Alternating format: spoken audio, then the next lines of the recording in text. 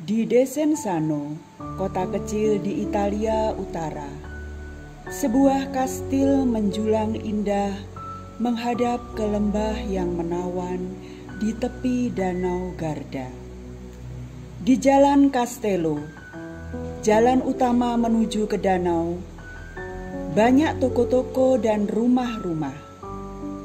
Di nomor 96, tinggallah keluarga Merici. Pada tahun 1474, di rumah keluarga Merici, lahirlah bayi perempuan mungil. Seisi rumah dan tetangga turut bergembira. Selamat Giovanni dan Katarina. Ia cantik sekali. Siapa namanya? Putri cantik ini akan kuberi nama Angela. Besok ia akan dibaptis.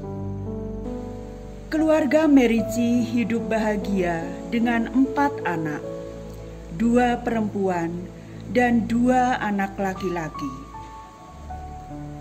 Angela tumbuh dalam kebahagiaan. Di malam hari keluarga berkumpul di seputar perapian dan Yohanes Merici mempersilahkan anak-anak memilih sebuah episode dari kisah hidup Yesus di dalam Alkitab atau kisah hidup orang-orang kudus.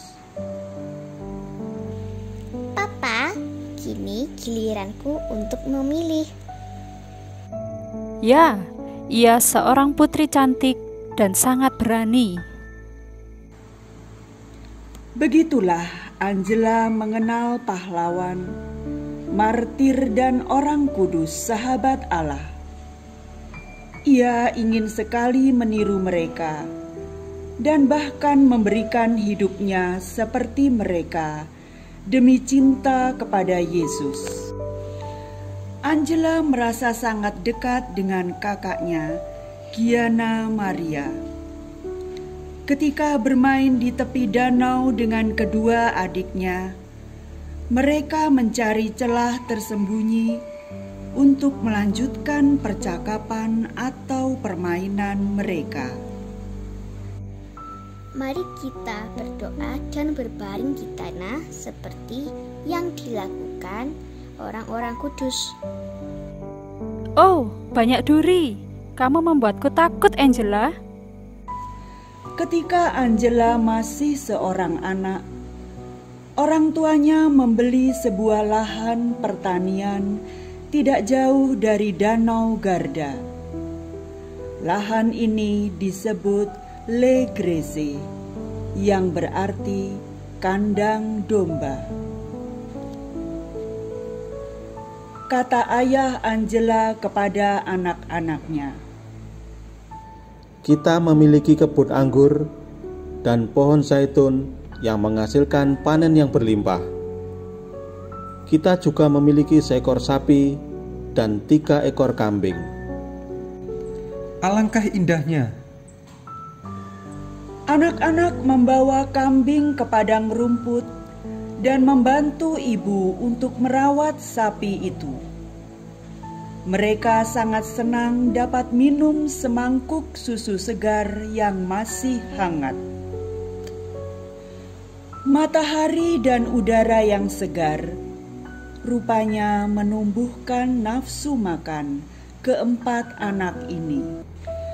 Di malam hari, Giovanni Merici mempunyai waktu untuk mengajar anak-anak membaca. Angela belajar sungguh-sungguh. Papa, izinkan aku membaca sedikit lagi. Sebelum tidur, diterangi cahaya lilin, Angela membaca lagi cerita-cerita itu hingga hafal. Setiap hari, Angela mencari waktu untuk berbicara dengan Tuhan. Ia sudah paham bahwa Tuhan mengingini dia menjadi teman baiknya, dan ia dapat bertemu dengannya dalam doa. Tetapi sesuatu yang sangat menyedihkan terjadi pada keluarganya. Dalam waktu beberapa bulan, Angela kehilangan kedua orang tua dan kakaknya.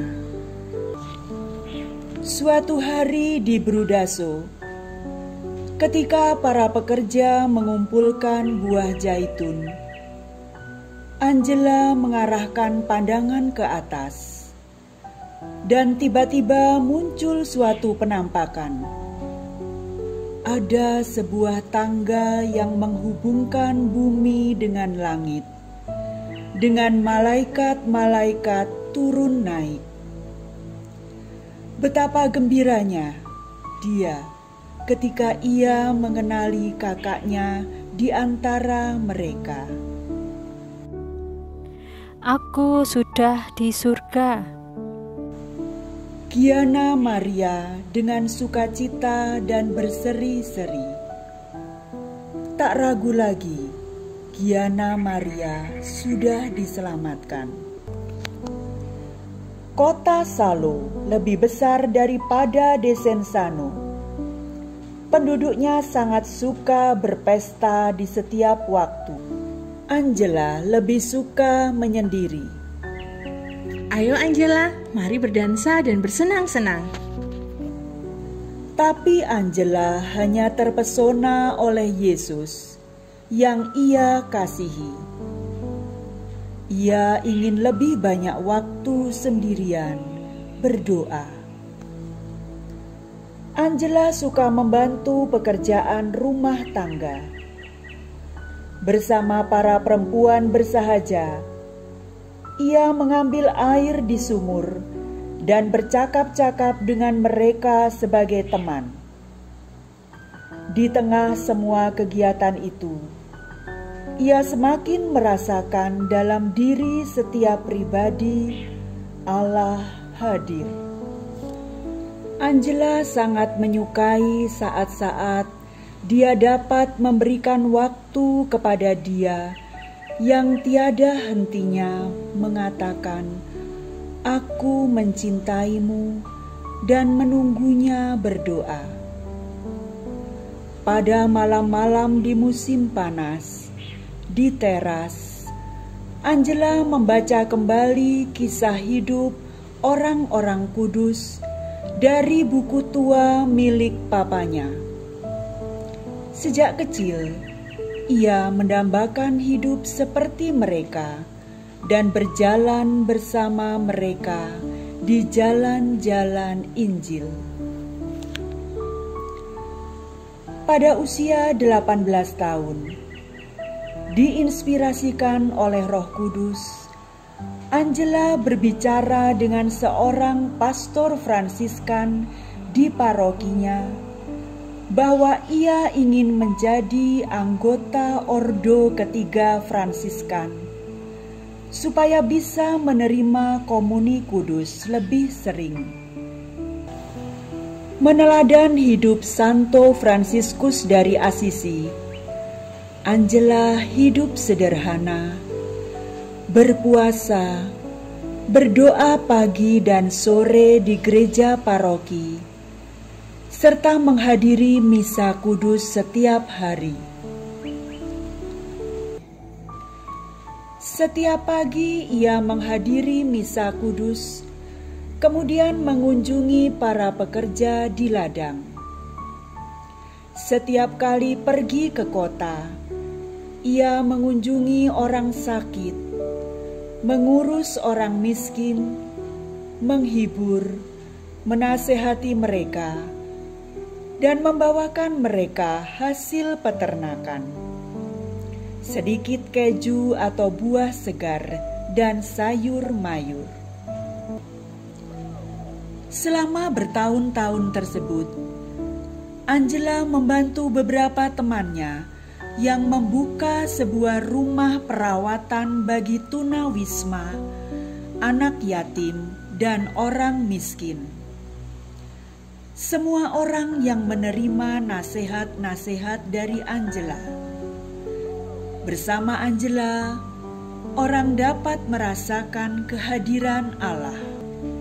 Di tahun 1524, Angela berziarah ke Tanah Suci bersama Bartolomeo sepupunya dan Antonio Romano.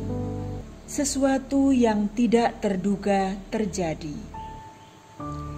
Infeksi menyerang mata Angela sehingga tidak bisa melihat. Dua rekannya harus menuntunnya ke semua tempat suci, seperti dilakukan pada seorang buta. Setelah perang berakhir, Angela kembali ke Brescia. Untuk sementara waktu, ia tinggal di rumah Agustino Gallo. Mereka berdoa dan mengumpulkan gagasan untuk mewujudkan pekerjaan yang Allah percayakan kepada Angela.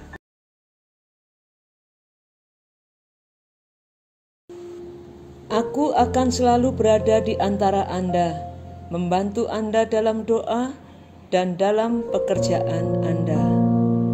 Selasa, 27 Januari 1540,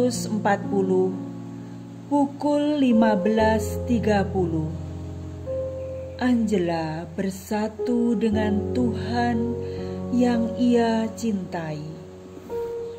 Selama 3 malam, sebuah bintang yang terang bersinar di atas gereja Santa Afra. Dia memakai setelan gelap dan kerudung putih. Wajahnya tenang dan cerah.